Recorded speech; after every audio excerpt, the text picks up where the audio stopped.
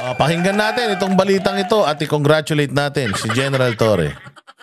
Chief, siya si General Nicolas Torre III na nanguna noon sa pag-aresto kay dating Pangulong Rodrigo Duterte. At live mula sa Camp Crame sa Quezon City, nangunguna sa balita si Brian Castillo.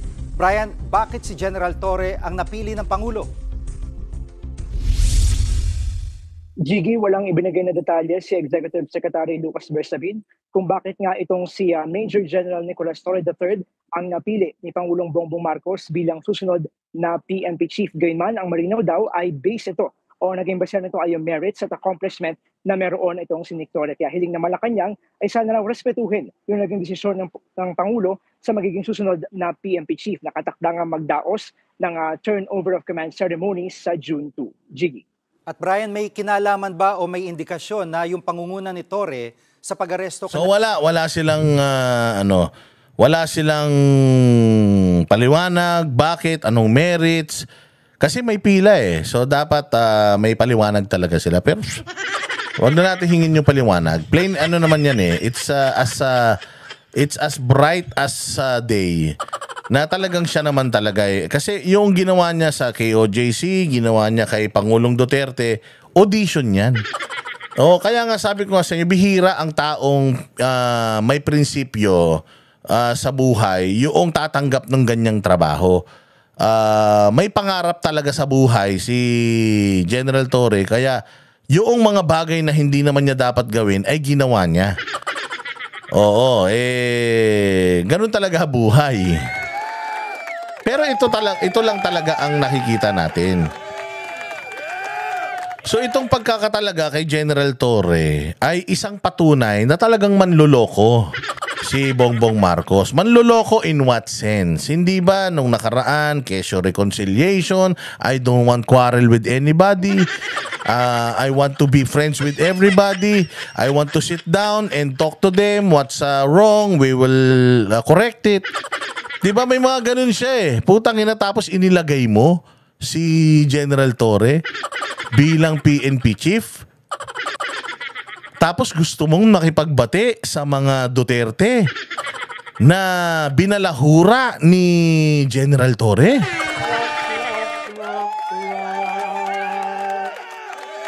Yan. Sabi ko nga sa inyo, kung kayo po ay magpapabudol muli dito kay Bongbong Marcos, wag na kayong maniniwala sa mga pinagsasabi nito kahit na isa. Dahil ito si Bongbong, wala tong sinabi na totoo. Sabi ko nga sa inyo, pathological liar talaga yan.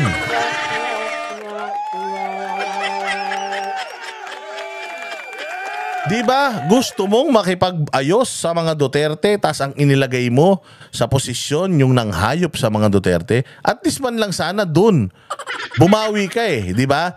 Hindi ko ilalagay na hepe ito si General Torre because may galit to at galit ang mga Duterte supporters dito eh. But the fact na nilagay mo siya dyan, ibig sabihin, putang ina, tinatarantado niya talaga yung mga Pilipino. Tinatarantado niya yung Pilipino dun sa huling interview niya. Tinatarantado niya yung Pilipino nang inilagay niya sa posisyon yung napakaraming kaso ng paglabag sa kanyang tungkulin.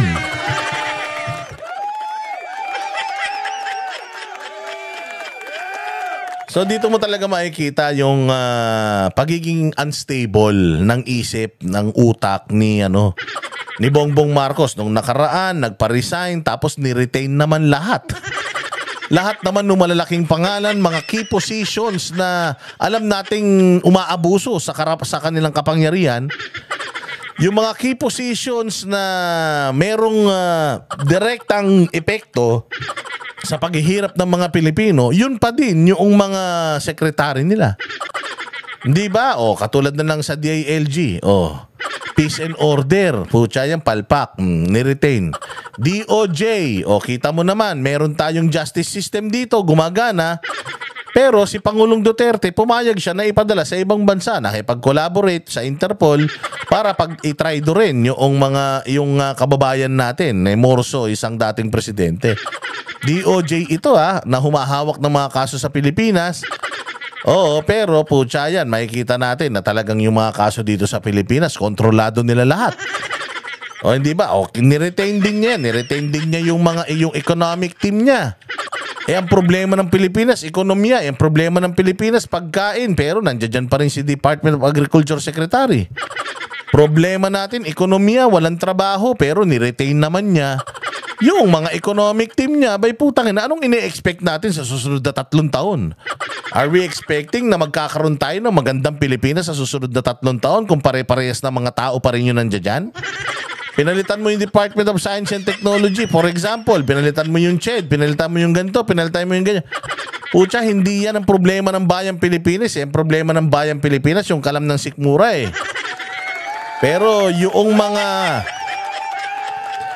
mga sekretary na humahawak ng mga ahensya kung saan masusolusyonan yung problema ng taong bayan, sila pa rin nandiyan. Sabi ko nga sa inyo eh.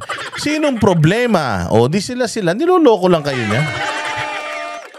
Hindi nyo naman mabubudol ang taong bayan. Ginagawa na lang nila ito para makaiwas sila sa usapan ng dayaan noong nakaraang eleksyon. Baka nga pati itong pagtatalaga kay General Torre ano pa rin yan diversion yan para mas mapag-usapan to kasi iskandaloso itong posisyon na ito. Pag-uusapan ng buong Pilipinas yan. Mantakin mo, naging hepe ng pulis yung ginamit para kidnapin si Pangulong Duterte at dalhin sa ibang bansa, hindi ba? Pag-uusapan yan, sigurado sasabog ang media at ang social media. Ang tanong, ano yung makakalimutan natin pag sumabog na naman ang mga ito? Ayan, yung BICAM report, yung mga revelasyon ni Toby Chanco tungkol sa bayaran sa Congress, yung corruption, yung pagdami ng droga, customs, lahat.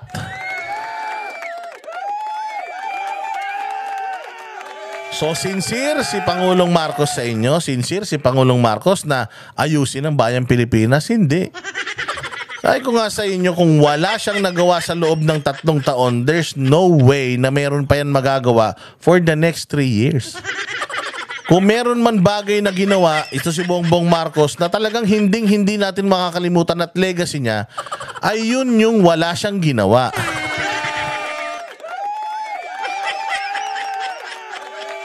Ako talaga, sabi ko nga sa inyo, hindi na ako naiinis na hinire itong si General Torre na maging PNP chief.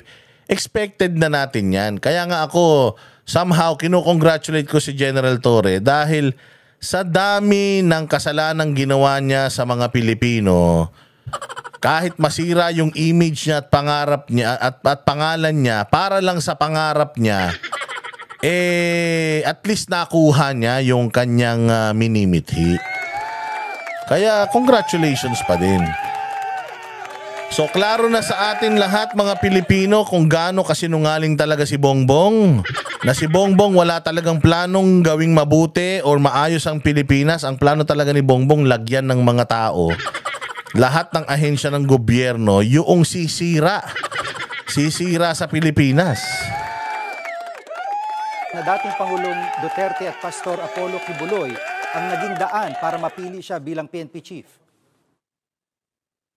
Jiggy, ayon kay ES Bersamin, posibleng isang araw yan sa mga naging konsiderasyon kung bakit nga napili itong si Major General Nicolas Torre. Gayunman, so dahil daw kay Pastor Apollo Kibuloy, sa ginawa niya kay Pastor Apollo at saka ginawa niya kay Duterte, isa daw yan sa naging dahilan. So ngayon, tatanungin ko kayo, sincere si Bongbong sa pakikipagbati niya sa mga Duterte? Sa tingin ba ninyo, yung sinasabi ni Taberna na mabait siya, sa tingin nyo, totoo yun na mabait siya? Puto saan ka makakita ng mabait na presidente? Ilalagay mo na PNP chief, yung punong-puno ng kaso. Punong-puno ng napakaraming paglabag sa karapatang pantao. Traidor sa bayang Pilipinas, di ba? So anong ine-expect mo sa susunod na 3 taon? Magre-retire to sa susunod na taon pa. Pero masyadong matagal kasi 1 taon to halos na magiging PNP chief. Pero ito ang question talaga na dapat natin itanong sa mga sarili natin. Anong mangyayari sa susunod na 3 taon? Ang mangyayari sa susunod na 3 taon, marami pang mga ganito. Wala na yan, wala na. Build infrastructure, wala na yan. 3 years? Bagong ospital, bagong eskwelahan, wala na yan. Wala na kasi come 2026 ang gagawin na ng mga yan, magpapaligsahan na yan para sa eleksyon sa 2028 eh. So wala nang magagawa, wala nang mangyayari sa bayang Pilipinas for the next 3 years. Huwag na kayong magtaka. Huwag na kayong mag-expect. Oo. Kailangan na lang talaga i-assert ni VP Sara, maging consistent na lang talaga si VP Sara sa kanyang assertion na she will be president in 2028. She will not get impeached. She will be president this 2028 at at gagalingan niya. Because again, yung nakikita ko ngayon kasi kay Bongbong Marcos, suicidal na siya eh. Na parang if I will go down, I will take you with me. Na kung babagsak ako, sama-sama tayong babagsak. To the point na yung susunod na magiging presidente ng Pilipinas, if inevitable na si VP Sara yon, I am sure kulang yung 20 taon para i-correct lahat ng mga kababuyan na ginawa nito ni Bongbong Marcos sa Pilipinas. Totoo yan. Irreparable. Yung ginawa niya sa Congress, ginawa nila ni Tambaluslos sa Congress.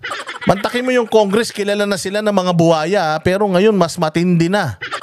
Mas matindi na ang Congress ngayon. So yung nakaugalian ng mga congressman natin ngayon, grabe yun. Kapag dating ng bagong gobyerno, putya, sigurado ako, yung pagnanakaw mas magiging talamak. Sa dami ng utang natin, sa dami ng inuutang ni BBM, sigurado ako na kung si Inday Sara ang magiging presidente, mahihirapan siyang ayusin ang Pilipinas. Pero at least mag-try man lang kasi si Pangulong Duterte yan ang sinabi niya eh, na I would like to go out as a president whom tried his best. Gusto kong makilala ako ng mga tao bilang isang presidente na ginawa ang lahat ng kanyang makakaya. Hindi niya sinabi na pinakamagaling na presidente, pinakamatapang, pinakamatalino. Gusto ko na makilala ako ng tao bilang isang presidente na ginawa ang lahat ng makakaya niya para maging maayos ang bayang Pilipinas. Marami lang posible naman iba pang mga dahilan kung bakit napili ng PBBM itong si Nick Torre dahil itong si Torre ay naging kilala rin sa kanyang ipinatupad na 3-minute response time noong siya ang district director ng Quezon City Police District kung saan ang naging mandato niya ay magresponde ang lahat ng mga pulis sa loob lang ng 3 minuto mula nang matanggap ang anumang tawag mula sa mga nakakailangan ng tulong. Jiggy. Ibig sabihin nito ay tataas pa ng ang ranggo niya sa pagiging general, 2-star general. Alam mo, Jiggy, tama ka dyan. No? Mula sa pagiging isang 2-star o major general ay agad-agad na magiging 4-star general itong si Nicolas Torre oras na maupo na bilang PNP chief. In fact, nalaktawan niya yung iba pang mga naging maingay na contender sa pagka-PNP chief na mas mataas yung ranggo kumpara sa kanya. Kabilang na nga dyan itong si Lieutenant General Jose Melencio Natates Jr. na siya ngayong District Deputy Chief for Administration ng PNP. Ito rin si Nick Torre ang kauna-unahang PNP Chief na graduate naman ng Philippine National Police Academy o PNPA dahil for the longest time mula nang matatag ang PNP. 'Di ba? Ito pa lang yung hepe ng police na PNPA. Meron pa kasing mga PMAers na huling-huli na. So dapat yun yung mga nabigyan ng tsansa. Pero okay lang kasi sabi ko nga sa inyo, mas masipag si General Torre kaysa sa inyo eh. Mas matapang si General Torre kaysa sa inyo. O kaya deserve ni General Torre. Mas marami ng beses si General Torre ng abuso ng karapatang pantao. O kaya siya ang magiging PNP chief. Mas maraming na si General Torre appearances sa Congress, sa Senate. Saan ka na makakita, di ba? He really earned it. Pinaghirapan niya yan, mga boss. Pinaghirapan niya yan, talagang ginawa niya ang lahat ng kanyang makakaya para dyan sa posisyon na yan. Kaya pakasaya na lang tayo. Pero i-expect na natin anong mangyayari sa PNP. Ini-expect ko na kung anong klaseng police magkakaroon tayo. Kasi kung, sabi ko nga sa inyo, kung anong puno, siya ang bunga. Kung ang puno, ganito kabalasubas, ay sigurado ko, yung mga bunga niyan, yung mga magiging pulis natin sa mga susunod, mga balasubas din. Pero yun lang ang masasabi ko. Sana lang, kung halimbawa itong si General Torre magiging PNP chief siya, na aayusin niya. Kumbaga, ginawa ko ang lahat ng ito para lang sa posisyon, pero pag naging PNP chief ako, lilinisin ko yung hanay ng mga pulis. Kung gano'n ang gagawin niya, tapos mababawasan talaga yung mga salot sa lipunan, mga holdupper, kidnapper, shabu. Kung maganda yung gagawin niya as PNP chief, sana. Pero kung magiging PNP chief siya, tapos magiging lang siyang parang private army ng mga Marcos, ni Tambaluslos, at nung kung sino-sino pang mga politiko, doon tayo delikado. But again, there's no such thing as forever. Wala pong forever. Alam naman natin, next year magre-retire na to, and I just hope na before retirement, gumawa siya ng mabuti para sa bayan. Sana. Oo. Ay palaging PMA o graduate ng Philippine Military Academy ang mga nauupo para pamunuan ang pambansang pulisya. Jiggy. At panghuli na lang, no, may reaksyon na ba Senatore at outgoing PNP Chief Romel Marbil dito sa pangyayaring ito? Jiggy, sa isang Facebook post, sinabi nitong si incoming PNP Chief Police Major General Nicolas Torre na nagpapasalamat siya sa lahat ng mga taong sumusuporta sa kanya, at nagbiro pa nga siya na pasensya raw sa mga hindi pa niya masagot yung mga tawag at text dahil parang sumasabog na raw yung phone niya sa dami ng kanyang mga natatanggap na calls at messages. Ito namang si outgoing PNP Chief Police General Romel Marbil ay wala pang statement so far sa ngayon patungkol sa pagkaka-appoint kay Nicolas Torre bilang susunod. Ayan, congratulations again, General Torre, for this well-deserved promotion. Well-deserved yan, mga bossing. Well-deserved. Pakinggan natin yung mismong endorsement ni Bersamin. You know, the appointment of elements of the officers of the PNP, there has to be kept confidential.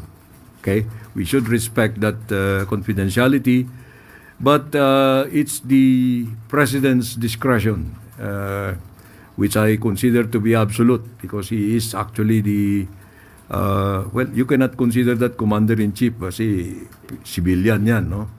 Pero more or less, ganun. No one can question the use of that discretion. No one can question? Huwes ba talaga to si Bersamin? So ang sinasabi niya, wala tayong karapatang magtanong. No one can question. Siguro, walang pwedeng makapigil. No one can stop. Because again, it's his discretion, but no one can question. Kahit questionin, bawal. Putang ina, anong akala nyo sa Pilipinas? Pag-aari nyo? Ang akala nyo sa Pilipinas, kayo ang hari? Puta, hindi po yun ganun, sir. Pwede po namin kayong questionin. Kasi unang-una sa lahat, ipinahiram lang ng mga Pilipino yung kapangyarihan sa inyo. Nanalo kayo sa boto na galing sa mga Pilipino. Paano mong sasabihin na you cannot question? Pwede naming questionin, pwede nga kaming magreklamo pero wala kaming magagawa. Dahil putang ina, kayo ang may hawak ng kapangyarihan, kung anong kaululan ang gawin ninyo, kaya nyong gawin. Pero wag nyo naman kami masyadong i-out of the picture na hindi na kayo pwedeng questionin. We can still question you. We can make reklamo. But we cannot do anything. Pwedeng ganun, sir. Grabe naman yun, you cannot question his discretion. Nobody can question his discretion. Ang ina, hindi naman pinanganak si Bongbong Marcos bilang may-ari ng bansang Pilipinas eh. Nangampan niya ang kupal na yan sa mga Pilipino at ibinoto siya ng mga Pilipino. Therefore, yung power niya is from the people. Tapos hindi siya pwedeng questionin ng mga Pilipino. Putang ina, Bersamin, anong klase? Anong nangyari sa'yo? Pang ina niyan, yan ba ang ang tama yung epekto sa utak ng sobra-sobrang kapangyarihan? Ang ina niyan mga kapwa ko Pilipino, magising na kayo. Ganito ang trato sa Pilipinas ng mga hudas na ito.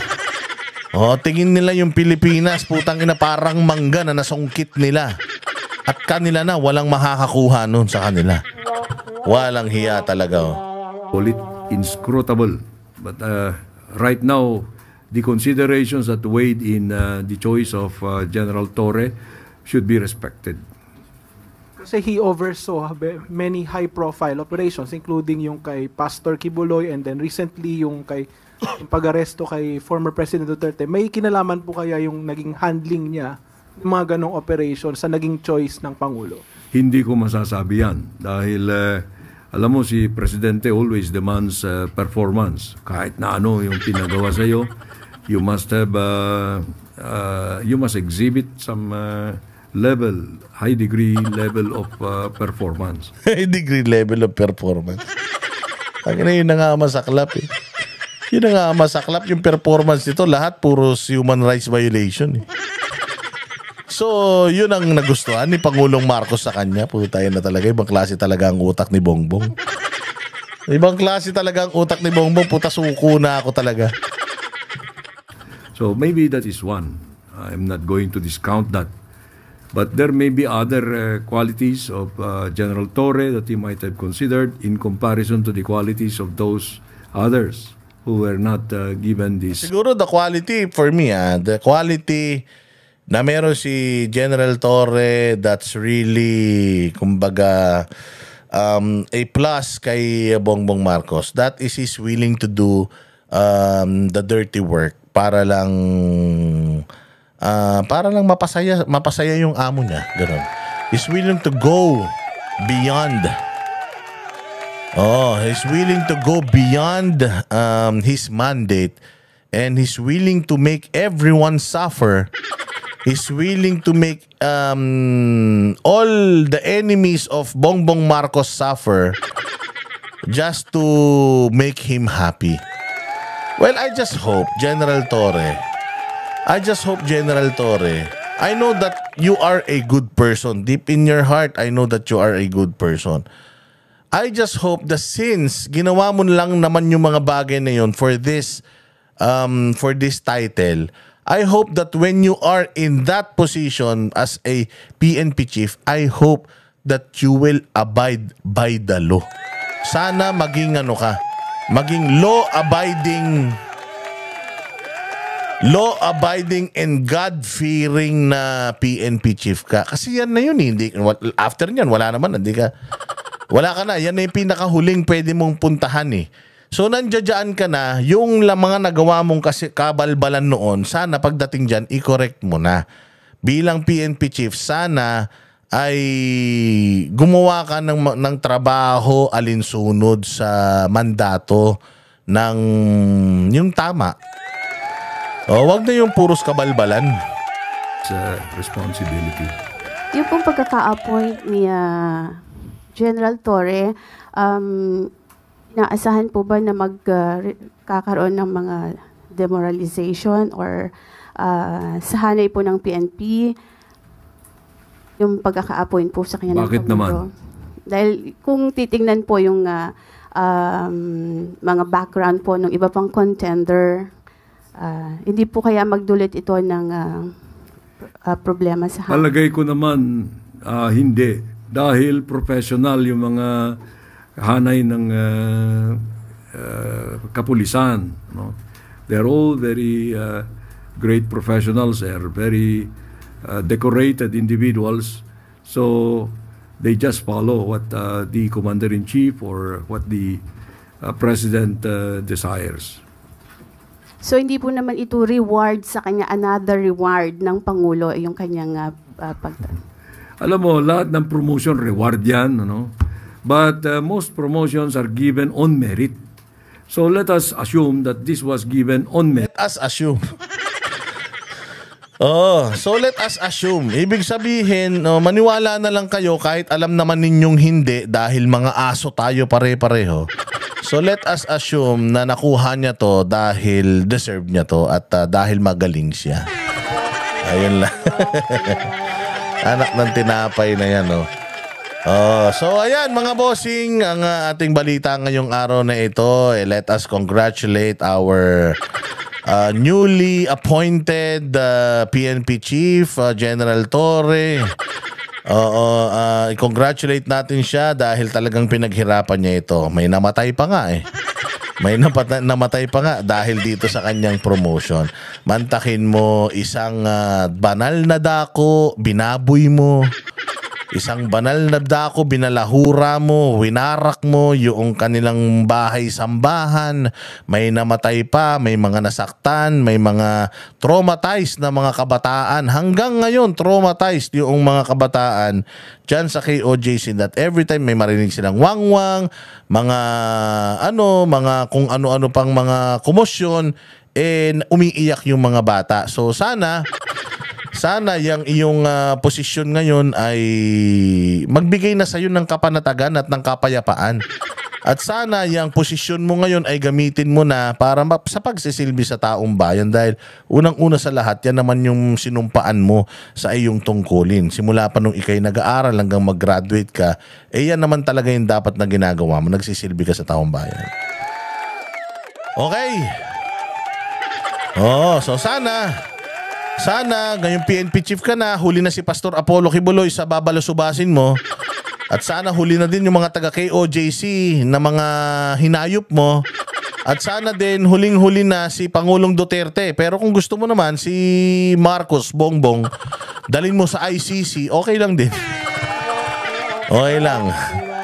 Pero sana huli na si Pangulong Duterte sa mga presidente, lalong-lalo na mga bayani ng Pilipinas na babalusubasin at wawalang hiyain mo. Sana huli na, sana itong iyong posisyon, since yan lang naman ang target mo, kapangyarihan, sana gamitin mo sa tama. Huwag niyong gamitin ang kapangyarihan para makapang-abuso kayo ng kapwa ninyo. Sana po at sana ay malinisin ninyo ang PNP. Sana ay maging tapat kayo sa inyong tungkulin, hindi kayo maging tapat doon sa naglagay sa inyo dyan. Pero imposibleng mangyari. Pero sabi ko nga sa inyo, malay mo naman, magkaroon ng himala. Tumino ang utak nitong mamang ito, di ba? Congratulations again, General Torre. Again, maraming salamat mga bossing. Kita-kita po tayo ulit sa ating susunod na vlog. Kami ang boses ng masa, hindi natatakot. Katotohanan lang, di kami nalulunod. Walang bahid ng sismis, lahat ay totoo. Kahit sino ka pa, pag mali ka babanatan ka. Walang pinipili kulay, wala kaming kinikilingan. Basta para sa bayan, kami lalaban. Pagdama palakpakan, pag mali banatan. Di matitinag, di matatakot, para sa bayan tuloy ang sigaw. Sa harap ng kamera, walang halong takot. Mga baluktot, lahat kayo'y tutumba. Ang hustisya at totoo, yun lang ang mahalaga. Kahit sinong harang, di kami matitinag. Walang pinipiling kulay, wala kaming kinikilingan. Basta para sa bayan, kami lalaban. Pag tama palakpakan, pag mali banatan. Di matitinag, di matatakot, para sa bayan tuloy ang sigaw. Kung nasa tama ka, ikaw ay aming kasama. Pero pag mali ka, handa ka na bang mabasa?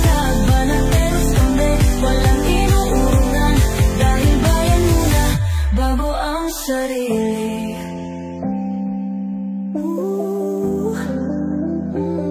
Bago ang sarili.